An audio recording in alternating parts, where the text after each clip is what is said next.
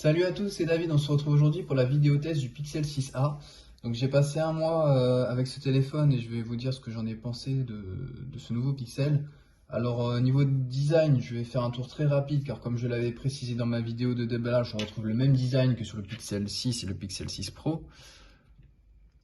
On retrouve la même barre noire atypique où sont rangés les capteurs photo. Donc après on aime ou on n'aime pas. Selon les goûts de chacun. Moi personnellement, je trouve ça sympa. Je trouve qu'ils sont un petit peu du lot par rapport à disposition des autres capteurs sur les autres smartphones. D'ailleurs, le dos n'est plus en verre mais en plastique. Il prend quand même pas mal les traces de doigts quand on regarde un peu avec le reflet du soleil. Hein, mais sinon, ça va encore. Même si j'aurais préféré une finition mate. Mais en mettant une coque de protection, ça résout le problème. À l'avant, on retrouve un écran intégral avec un poinçon centré. L'écran propose une diagonale de 6,1 pouces avec un poids de 178 grammes, donc très léger. C'est un smartphone relativement compact, facilement utilisable à une main. Personnellement, c'est ce que je préfère. Niveau certification, il n'est pas certifié IP68 mais IP67, ce qui veut dire qu'il est étanche à la poussière et à l'eau d'une profondeur d'1 mètre pendant environ 30 minutes, ce qui est largement suffisant pour le quotidien. On retrouve deux haut-parleurs stéréo, ce qui permet de regarder des séries dessus tranquillement. Le son est très correct, c'est largement suffisant. Pour terminer, à droite, on retrouve les boutons de volume plus, moins. Et ici, le bouton on-off pour mettre le téléphone sous tension ou en veille. Et ça libère du coup la tranche gauche. On retrouve rien du tout sur la tranche gauche à part le tiroir de la carte SIM. Personnellement, cette disposition me convient très bien. Après, pareil, selon chacun. Alors maintenant, je vais vous parler de l'écran. Alors niveau écran, on retrouve une dalle OLED de 6,1 pouces en définition Full HD+.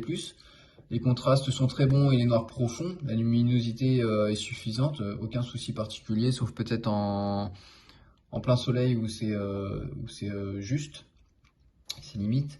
Au niveau du taux de rafraîchissement, on a seulement du 60 Hz, alors que sur le Pixel 6 c'était du 90 Hz et le 6 Pro du 120 Hz. J'aurais apprécié avoir au minimum du 90 Hz, sachant que les concurrents chinois proposent mieux sur de l'entrée et du milieu de gamme. Surtout qu'avoir du 90 Hz n'aurait pas spécialement impacté le prix. Après, il faut relativiser car l'iPhone 13 qui coûte le double du prix du Pixel 6a est aussi en 60 Hz. L'avantage, c'est que, car oui, il y en a un, c'est que ça lui procure une autonomie plus importante. Donc je reviendrai sur l'autonomie un peu plus tard. On a aussi l'empreinte digitale qui est sur l'écran. Ça fonctionne très bien, même si c'est pas une des plus rapides. C'est pas aussi rapide que l'empreinte digitale ultrasonique du Vivo par exemple. Mais ça a le mérite d'être là et ça fonctionne.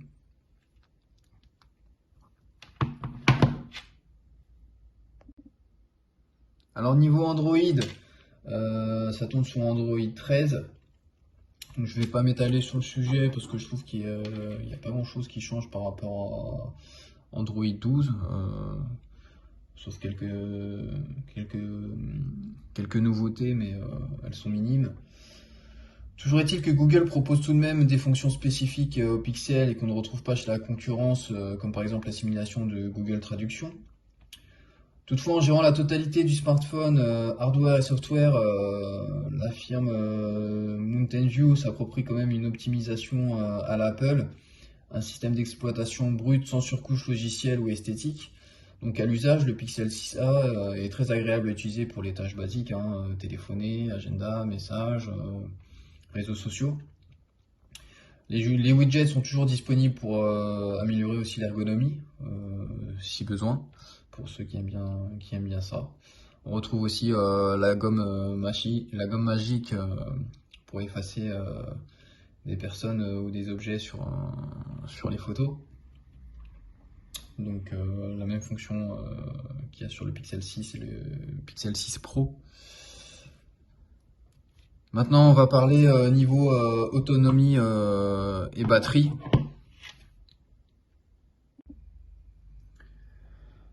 Alors niveau batterie, au niveau de l'autonomie, et pour le coup le Pixel 6a s'en sort très bien avec un écran qui, comme je vous le disais tout à l'heure, n'est que de 60 Hz avec une batterie de 4410 mAh, alors que le Pixel 6 proposait une batterie de 4610 et le 6 Pro une batterie de 5000.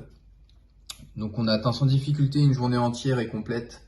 En faisant attention, on peut sans doute tenir les 2 jours. Moi personnellement, avec mon utilisation que j'ai, je tiens une journée et à la fin de la journée, il doit me rester à peu près 15%.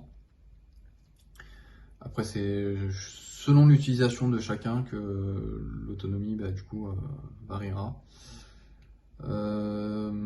Sur le Pixel 6, c'est surtout cette capacité à rien consommer en veille qui faisait que le Pixel 6 tenait sur la longueur. Du coup, c'est pareil sur ce Pixel 6a, voire même plus économe par rapport à ses grands frères. De plus, il y a le mode ultra économiseur de batterie. Ce mode réduit la vitesse du processeur et fréquence des notifications. Si vous activez le mode ultra économiseur de batterie, le Pixel 6a suspend toutes les tâches de fond et désactive éventuellement le Wi-Fi. Donc seules les applications prioritaires comme le téléphone, messages et appareils photo sont disponibles. Il est possible aussi d'ajouter des applications essentielles. On peut aller voir dans les paramètres de la batterie. Donc économiseur de batterie. Et là, vous avez ici ultra économiseur de batterie. Et ici, les applis essentielles. Donc vous sélectionnez les applis que vous voulez garder en fond et tout le reste sera désactivé. Donc si vous voulez tenir beaucoup plus longtemps, il faudrait activer ce mode-là.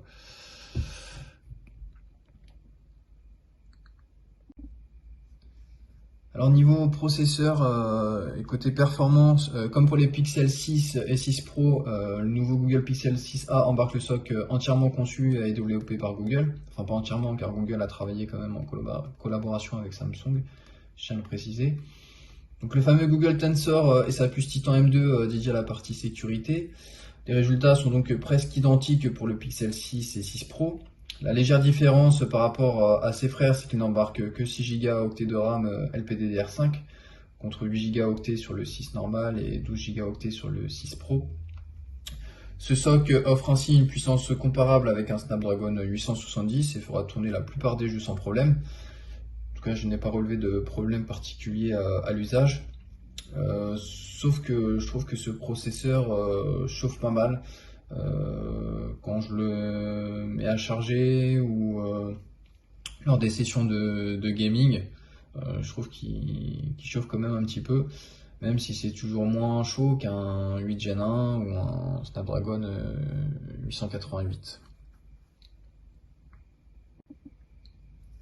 Alors parlons maintenant de la partie photo.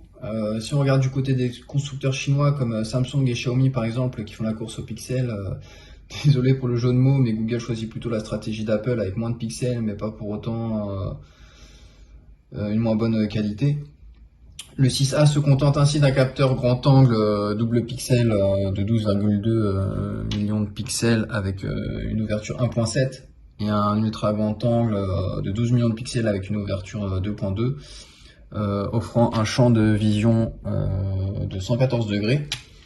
Le capteur grand angle semble être le même que sur le Pixel 5, car le 6 et le 6 Pro avaient un 50 millions de pixels, alors que le capteur ultra grand angle doit provenir des Pixel 6, c'est le même. Et pourtant la qualité est au rendez-vous, l'ancienneté et l'aiguïté du capteur grand angle sont compensées par le nouveau traitement Tensor. Donc en intérieur comme en extérieur, c'est-à-dire en haute lumière comme en basse lumière, le Pixel 6a ne démérite pas du tout. Les contrastes sont élevés, la netteté, la couleur réaliste, les couleurs réalistes, pardon, la précision des détails. Pour moi, c'est un carton plein pour l'entrée de gamme de ce Pixel. Le mode nuit, appelé vision de nuit, est particulièrement impressionnant. Là encore, c'est autant dû au capteur grande ouverture qu'aux efforts du Tensor. avec un temps de pause allongé. Le combo hardware-software débouche merveilleusement les zones sombres et offre un rendu clair et réaliste. Évidemment, quand on utilise trop le zoom numérique, au-delà de x2, les détails ont tendance à être lissés. Mais le rendu général est agréable à l'œil, sans fausse note. Pour moi, c'est parfait. Et en plus, les couleurs sont naturelles. Pour la caméra frontale, on retrouve un capteur de 8 millions de pixels qui se chargera des selfies.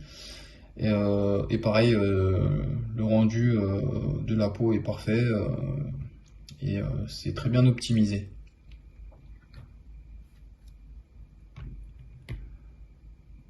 Après, il y a aussi le mode pour assurer la netteté des visages avec la fonction défloutage de visage, toujours avec l'intelligence artificielle. En comparant l'image du capteur grand angle et du capteur ultra grand angle, comme tout ce qui est intelligence artificielle, ça marche dans plus de 80% des cas, mais on n'est pas non plus à 100% de fiabilité.